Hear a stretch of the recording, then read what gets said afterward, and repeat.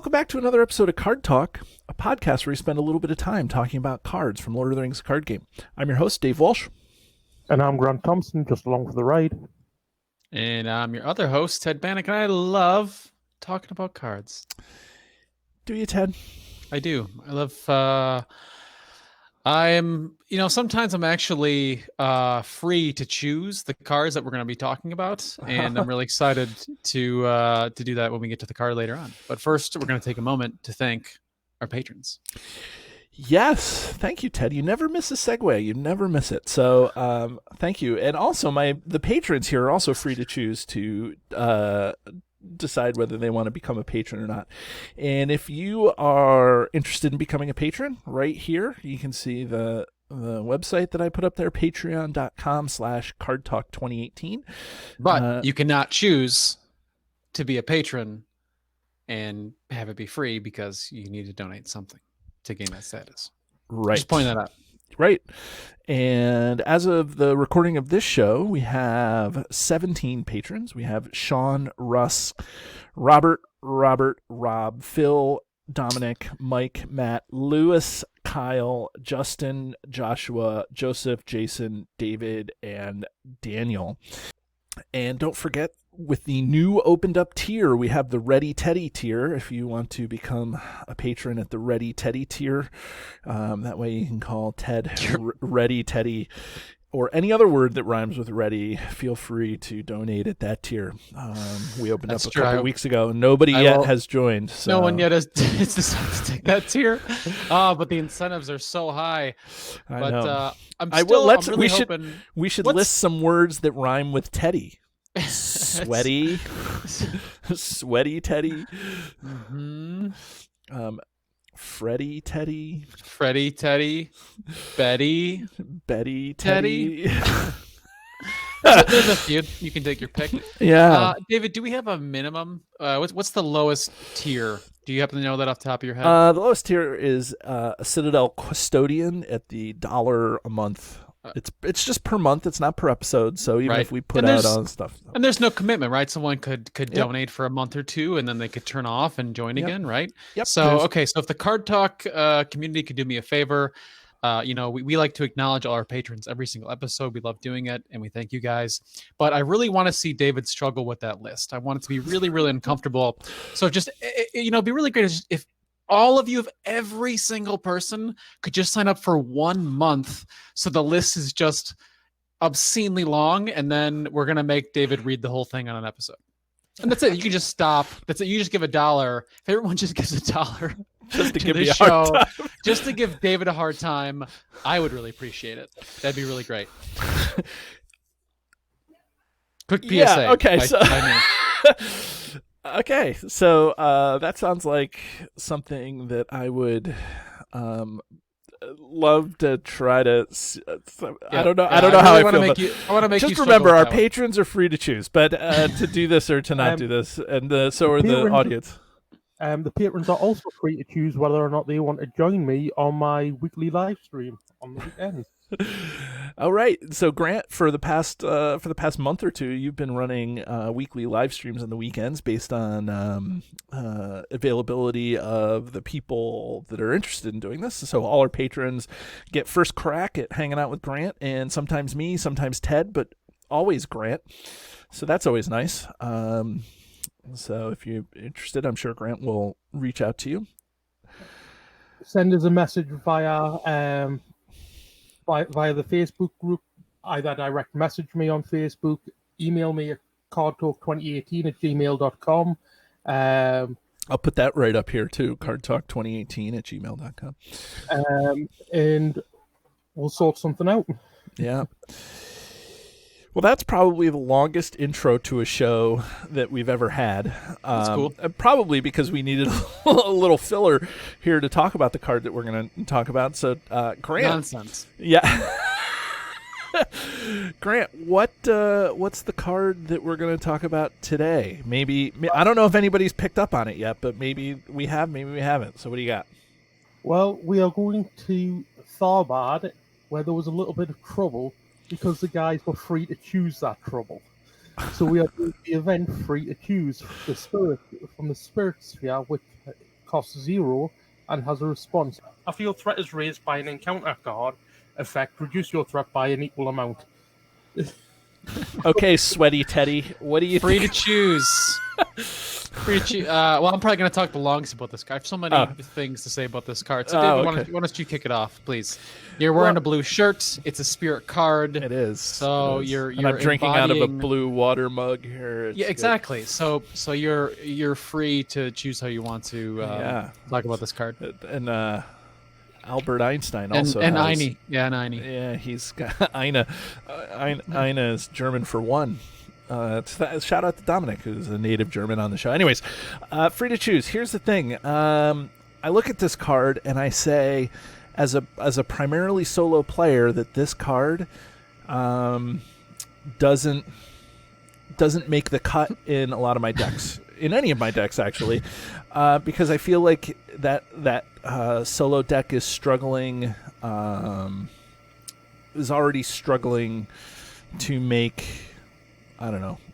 Is already struggling to make it, because you do need threat reduction in that deck, generally, unless you're going to start running Secrecy or you have some gimmick that doesn't really need threat reduction.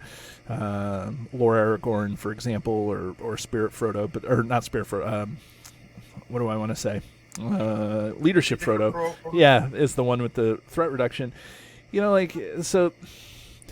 It just seems like this card ends up never making it into a deck. But for 0 cost to be able to basically cancel one of those nasty threat raise treacheries or locations or something, because it's just a response, I guess, seems all right. One of the things that I did want to point out is kind of the creepy artwork. And I assume that the point of this is that that Frodo was always free to choose to take the ring or to not take the ring, to put it on, to not put it on, because the ring didn't capture him as a, what do I want to say? He didn't capture him as one of the ring's thralls, but he was always kind of the one who, was kind of freely chose to take the ring to where it was going. So, I guess that in that respect, it's creepy Frodo there choosing to put the ring on or not to put the ring on, and, it's fine, but and also the last thing that I'll say before I throw it over to Grant is that there was a lot of zero cost events in this cycle, and it seems like this is the one that I don't use. There's the tree people. It's all the Sylvan events came out in this cycle too, so like I just don't use this one, and I'm not saying it's horrible, but I just always pass it over, I guess is what I'm saying. So, Grant, what's your take on this card? Well, very much like you, David, I've never put this in a deck because I've always found other means to overlook this card. Whether it was with Elrond's Councils or Galadrim's Greeting or even Elfhelm for a spirit ally that reduces your threat when you raise it by an encounter card. Spirit Paragon lowers threat. Yep. I mean, for differently, but yeah, I know what you mean.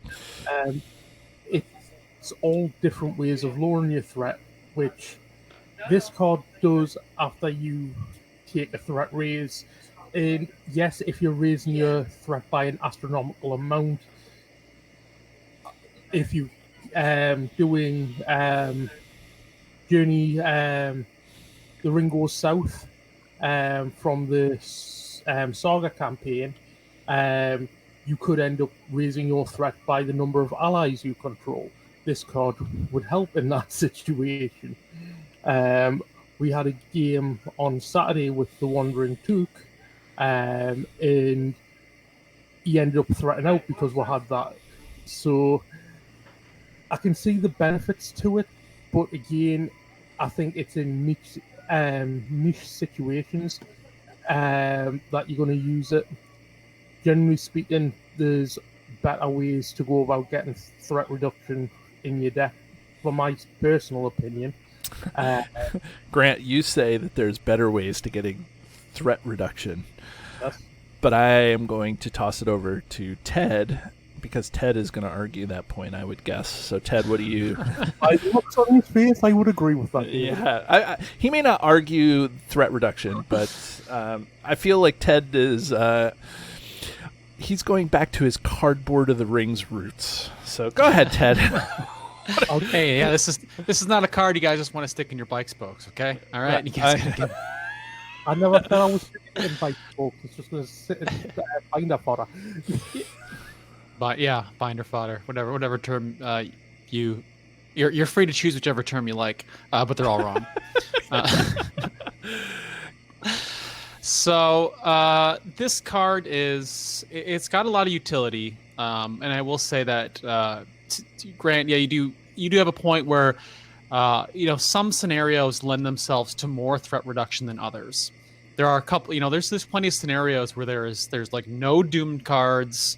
There's no treachery cards that raise your threat. There's a few scenarios where there's just like no threat raise whatsoever. There's even a few scenarios where your threat is actually, one thing is in trouble on Tharbad, right? Your threat's actually going down, so you don't really need to have a lot of threat prevention in that scenario, right? But this card has a lot of versatility.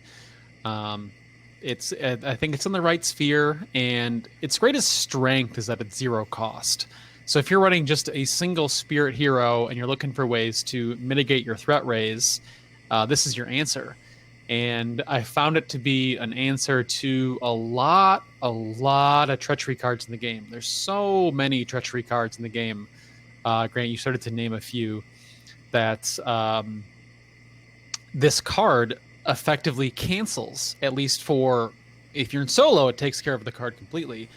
If you're in multiplayer, it at least cancels out the threat raise or makes your decision very, very easy. I'm just looking at a handful of treachery cards in the game that have the word threat in them. And okay, so here's a couple. Gathering Gloom is from the Wilds of Rovannion. Doomed 1, which you could trigger this on a Doomed effect. When revealed, each player must choose either raise your threat by 1 for each ally you control or reveal an encounter card. So if you're faced with Gathering Gloom and you have a free to choose, you can choose to raise your threat and then instantly negate whatever the threat raise is with free to choose. Seems okay. Doesn't it? Okay. For 0, I think that's... For 0? Right. I mean, your other options are reveal a card, or let's say you have 3 allies on the table. To stop 3 threat raise for 0, that's comparable to, what's the next comparable thing? I'd say is probably Elrond's Council, right? Elrond's Council for 0. And that's probably the most comparable card. People will compare to this. Like, I can get Elrond's Council, which is just always going to be 3, and the willpower boost for 0. Right? Ted, let me take the position of devil's advocate, and Grant, you so love to do. seems to be a thing. But here's what I don't like about this. Is the response is just for me. So this is by nature a card that is only going to go into decks designed to help myself. Right?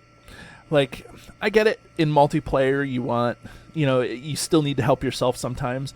But like if somebody else draws that treachery or travels to the location to raise your threat, or you're dealing with that whatever, I forgot what the card you were talking about in the Wilds of Rovannion. Like you're dealing with all of that, but it's only me that I get to do. Like, don't you think it should be when a player raises is from a counter card effect, reduce that player's threat by an equal amount? Like, don't you think that makes that a better card and more reasonable? Of course. I mean, Suda Gondor would be better if it gave 3 resources a turn. Well, but the problem, I said, the problem that I have with this though is that it doesn't, like, in multiplayer that would be a better card to play, and when you're playing solo, there's so many other options to do this that, like, I would take a +5 threat raise, which would be a ton in this game. I mean, very rarely do you get like a huge amount of threat raise like that. But then I could play the Galathram's Greeting for 3, and I could in essence cancel that, but I could play the Glathrum's Greeting whenever I wanted to and lower my threat by 6. You know, I don't have to wait for something to come off the deck. So by limiting the number of players that this can target, I think really puts it into a niche that I'm not so happy with. I don't know. Grant, what side of this argument are you falling in on? I'm leaning more towards your argument, David. I mean, even if you were to say give it an X cost where X is the number of players you want it to target. So, for example, if you're in a 2-player game, you spend 2 resources to cancel the threat basically coming off. I'd say it was better than, say, spending 3 on the Gladrum's Greeting and dropping each player's threat by 2. Right. But, as you say, this only targets you. And yes, it can be helpful. Dropping your threat after you raise your threat can be helpful, especially if you're on the higher end and you're about getting very close to threatening out. This can be a make or break scenario situation. But again, I'm not 100% sure if it's more value in multiplayer where you're getting more cards off the encounter deck, or if it's just the fact that I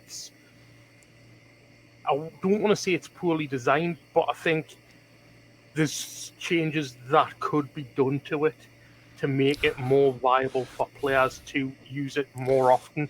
It'll be a good target in your Ancient Matham series when you get that far, or if you get that far. Well, we are planning to get that far, so okay. I've already got some ideas drawn up for this one. Well, I just gave you one big one. Yeah. But as you see, it's only in 190 decks on Rings DB. Now, I'm not saying that's an off. It's not a lot of decks compared to how many decks there's on Rings DB at the moment. It's like a fraction of decks. So I'm not saying it's completely useless. I'm just saying it's not for me. Right. Not in its current format. Okay, Ted, go ahead. We've railed on you long enough. Go ahead, keep defending this card as if somebody is going to play it. Well, it's just again,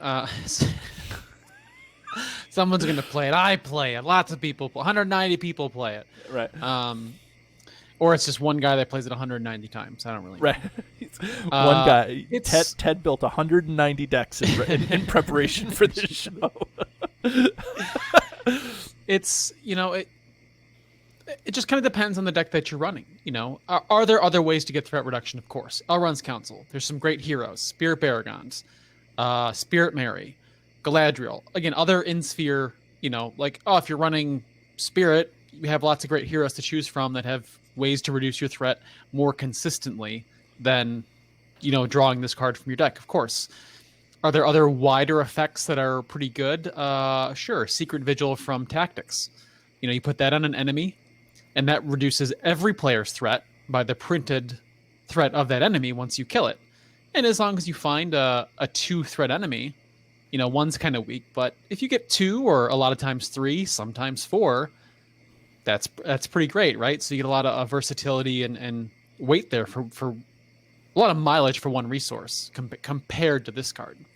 But if you're running Spirit, it's a really great, I'd say, sideboard card. You might not want to main deck it, depending on your hero lineup. But sometimes those other effects, you have a Spirit lineup, you're using, let's say, Idrian or Spirit Frodo or Theoden, and they're your only Spirit hero. And 3 resources, you don't have a Noldor hero for Elrond's Council, and 3 Spirit resources, that's quite a bit if you only got 1 Spirit hero in your lineup.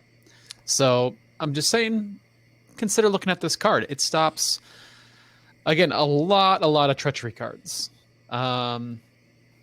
Here's another one. Watcher in the Wood from Heirs of Numenor. When revealed, raise each player's threat by the number of questing characters. Now, as you pointed out, David, this will only stop your threat from going up. But, if your goal is just to at least have some threat reduction for you and forget everybody else you're playing. Well, but again, isn't each player in a multiplayer scenario? Isn't each player kind of responsible for their own threat to a degree? I'm gonna message You know, of Elrond this card Yeah. to every player. well, right. That's the thing. Like, if we're gonna play a multiplayer game, you know, the three of us, and you know, should I be concerned about every player's threat? Yes. If someone threats out, that's bad. Do I want ways to help other players manage their threat? Absolutely. But if I can also manage my own in an easy way, you know, that can help me manage theirs. Right.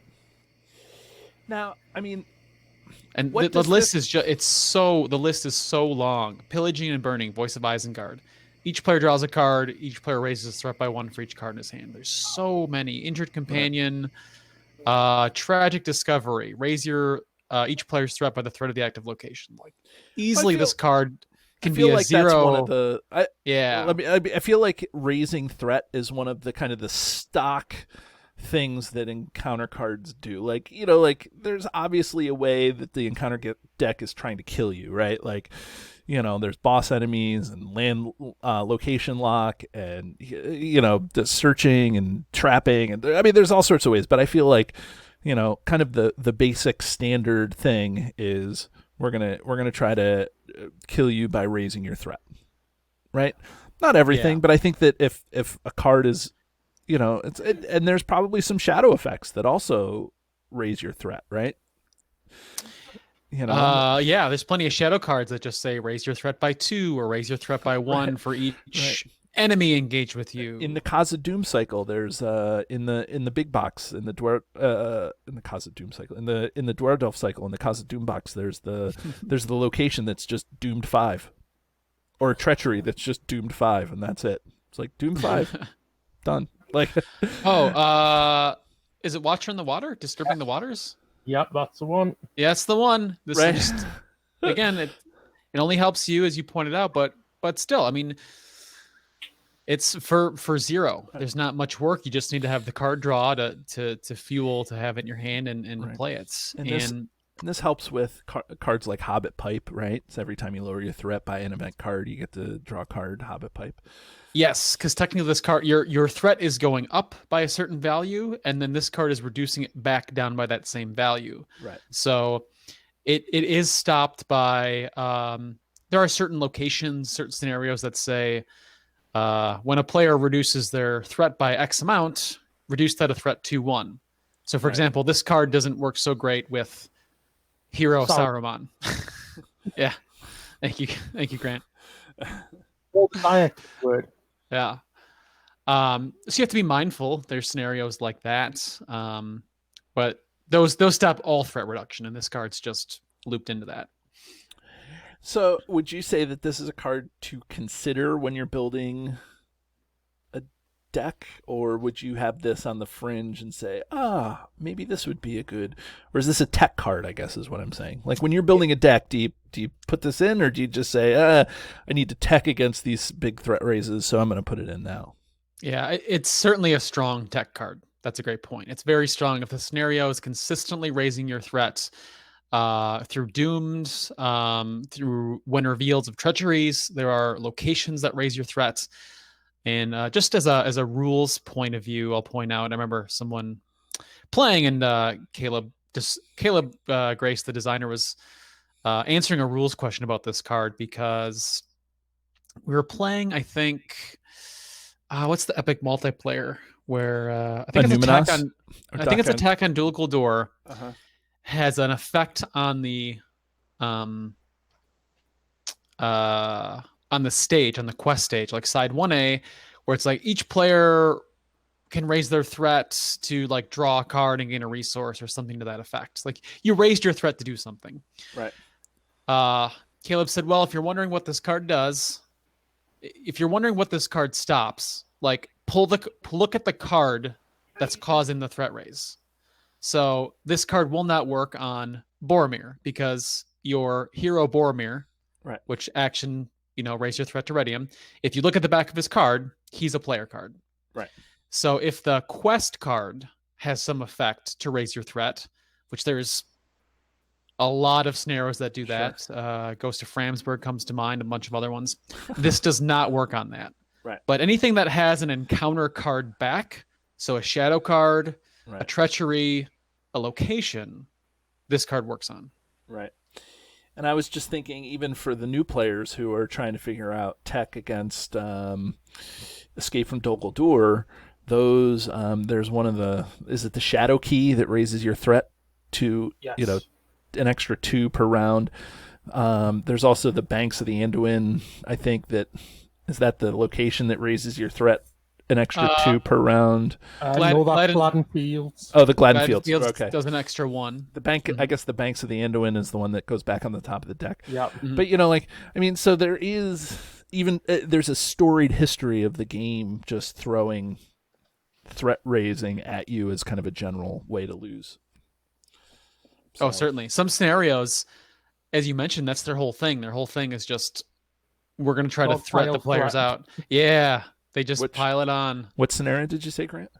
I said dogpile the threat. Oh, I thought you said. I was like, what scenario is that? That's a new one. Dogpile on you with the threat. Dogpile you on with the location. Yeah. With the enemies. But generally speaking, it's just dogpiling with the threat. And I guess to just piggyback off of what Ted said, if you quest unsuccessfully, this card also can't help you with that because that's not an encounter card effect either. That's just, correct. I mean, that's a quest effect, I guess is what they would call it. That's a passive effect of the game. It's not an encounter. You can't turn the questing step into. You can't turn the questing step over and look at the back and see the ring on the back of the questing step. Well, there's that in the fact that even if we've got a treachery card that says lower the willpower of each character by 3, you don't get the bonus to right, you still can't do it. That's an encounter card, yeah, but it's not actually affecting your threat directly. Right. It doesn't actually raise your threat, it just lowers your willpower. So well, Ted, I'll give you last gasp here. No, that's kind of it. Just consider it in those quests. It's again, because there are some quests where there aren't a lot of doomed and there's not a lot of threat effects. You might have it in your hand and it might just kind of sit there. And is a card that just lowers your value directly better in those scenarios. Of course, Elrond's Counsel, Galatham's Greeting, any of the heroes we named. Leadership Frodo gives you consistent 1 threat reduction. Right. But there's a lot of treachery cards that this card stops. And what's really interesting are the treachery cards that give you a choice. I recently encountered Injured Companion, which says you have the choice to either raise your threat by 1 for each ally or deal a damage to each ally. And this card is so perfect for those scenarios because you are quite literally free to choose the option that raises your threat and then negate it with this card. Right. Whatever that value is. You could have 40 allies on the table and you're like, okay. Well, actually, no, you would lose unless you started at 9 threat, but you could have a lot of allies as long as you don't threat out from the effect. This also won't stop that, I should also point out, but it can stop a significant threat raise. The last thing that I will say that may be worth pointing out is again a little bit of a rules lawyery thing. Like Caleb would be like, okay, here we go, rules lawyer. But the fact that this is a response and not an action, so you can play it whenever your threat increases by some encounter card effect. You don't have to wait for an action window. So a response can be played immediately as soon as the criteria of the response is met. So as soon as you raise your threat, then immediately after this you can play this card. You don't have to wait for an action window. So that's always good. Galatham's Greeting, all the other events that we talk about that lower threat, those are all actions. This is the response. So I don't know what that means or if it's good or bad or indifferent, but I don't know. So I think it depends on what you're going for. If you're going for threat reduction, then possibly an action is better. But if you're going for a way to mitigate something coming off the encounter deck to lower your threat after it's been raised, that's the way to do it. Well, that's what I was going to say is like, as Ted is talking about this card, I realize that this card is not designed to be a threat reduction card at all. It's not going to lower your threat. What it's going to do is help you mitigate the threat raises that you get. So it's like pseudo threat reduction. It's another form of cancellation that fits. Instead of Yeah, if you have, like Ted is saying, if you have a lot of these cards that raise your threat, if you play Test of Will, that's one way to cancel it. If you play this, that's a second way to cancel it. So you could have, in essence, 6 copies of a Test of Will in your hand. Not exactly, but you know what I'm saying. Like the cancellation thing. So it's not really, So to compare it to something that's going to lower your threat may not be a fair comparison as we sit here and parse all this out. Yeah, it does accomplish that. If you didn't have that card in your hand and you had to raise your threat from Doom 2, your threat is just too higher without this card. Right. So it does. But yeah, it stops threat. Right. That's the bottom line. And as you pointed out, Dave, it does work with Hobbit Pipe, which when I look at running Hobbits and I look at Hobbit Pipe, I'm like, okay, this is great. It's 0 and draws me cards. But how many events can I have that will lower my threat and trigger this? And I think Free to Choose is a really, really great pair because they're both, now you're drawing a card off that threat mitigation on top of it. Right. And it's all in the same sphere. And you can just run one single Spirit Hobbit hero. Merry, Frodo, Fatty. Fatty. Or a Spirit hero with a Hobbit hero of a different sphere. You've got Odo Proudfoot if you're Messenger of the Kingdom. Odo Proudfoot. Yes, Messenger of the King, Odo Proudfoot. You're free to choose to Messenger of the King, Odo Proudfoot. Just wanted to give this card a fair shake. Yeah, I think that's important. I mean, and that's one of the things I think that I really enjoy about our show is that we try to look at all the cards, not just the best cards, not just the worst cards, but a whole cross section of cards.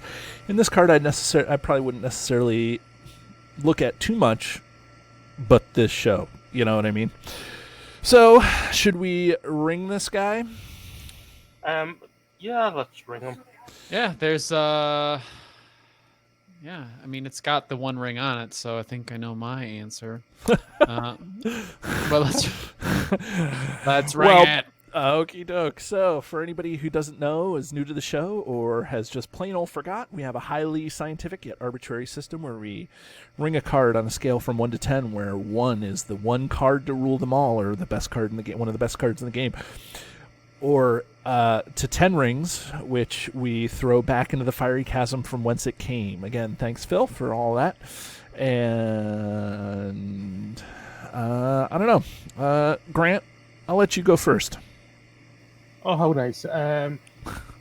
Again, you always go first. That's not you don't always go first, but I guess this time you're going first. Thanks for that, David. Love you, friend. I'm not hyper enthused about this card. I can see its benefits. I can see its uses, but for me, it's probably going to sit in the sideboard. If it's going to go in a deck, it'll probably be the sideboard for it, and then switch it out if needed. But there's one thing I will say is, from a lore standpoint, the flavor text, I believe, is just when he's hitting, when they're in the Old Forest, and Frodo's under the spell of Old Man Willow. That's where I think he is. It's either there or when he's near the barrows. But I'm going to give him 7 rings for this card. Okay, 7 rings. I actually went back into some of my my player logs to look, and I have in my player one of my things that the Morgul Veil is one of those scenarios that seeks to threat you out. So that's what I was just looking to see if there was I don't know what the stuff is in there. It's got the Master's Malice in it. Which that's not that doesn't threat you out, but it's a bad card. Yeah, it is bad card. So it also may have been I don't know. maybe that's not it. But anyways, if I'm going to ring this guy, Ted, I'm going to save you for last since you love this card. We already know where you're going with it. So, but I'm going to, again, I feel like the past couple of shows we've been doing it this way. So Grant, I'm going to kind of fall in line with you a little bit. And I'm going to say that I'm going to give this card 8 rings. Again, as a solo player, I'm just not looking at this card too much to put into a solo deck because I need it to do so many things. So, I feel like it's situational, and a lot of times solo you deal with some of this stuff in a lot different ways. So I do have a newfound appreciation for this card though because of the show, but I'm still not convinced that I'm going to run it in my deck for threat reduction or cancellation too much. Although I may look at it a little more, so that's where that 8 comes from. So Ted, last but certainly not least. Yeah, I'm gonna give it a 4 because it's you guys do make some good points. Like, does this belong? Do you main deck this? Probably not, because if you want more consistent threat reduction, there's different ways to get it. Is it as good as some of the other effects? Again, I mentioned Elrond's Council half a dozen times. Is this as good? No, but you don't need the requirement of Elrond's Council. And I like threat reduction cards that are 0, and this is a threat reduction card that's 0. And it triggers with it works with one of the new contracts too. It's pretty good with Council of the Wise. You only get one copy of it, but hey, you can now play it and then draw a card, right? Or gain a resource. Seems okay. Well, for 0. That's like as Council of the Wise limits the numbers of different cards you can have. It expands the number of different cards you have to have in your deck. This becomes an option there, like, because you can only have one of those, threat reducing events, or so, Council of the Wise deck. It's definitely opens up a lot of uses for this. So. It comes across like way more often than you think it does. Let me put it that way. And against those scenarios that we mentioned. Morgul Vale. I know Framsburg has a lot of threat raise. One of the new scenarios, City of Olfast, that whole scenario is threat raises. There's enemies that come out that say when revealed, raise each player's threat by 3. Like, it's bonkers. And this card is fantastic in that scenario because there's so many like doomed and treacheries and effects that raise your threat. Stopping it for no resources seems okay. Seems okay. That's your tagline. Seems okay. So, seems okay. Well, everybody, there you have it. A rundown of the free to choose, and please be free to choose to continue to support our show, and free to choose to tune in next time as we talk about more cards from the game. Have a great day, everybody. And if you're interested in finding this or any of our back episodes of Card Talk, feel free to search YouTube, where you can find our flagship video episodes with the username CardTalk2018. Or you can search the RSS feed, cardtalk2018.libsyn.org, for our extended audio versions of our podcast. Or you can find us on Facebook at CardTalk2018. And if you have any questions for Grant or myself, or for both of us, feel free to email us at cardtalk2018@gmail.com.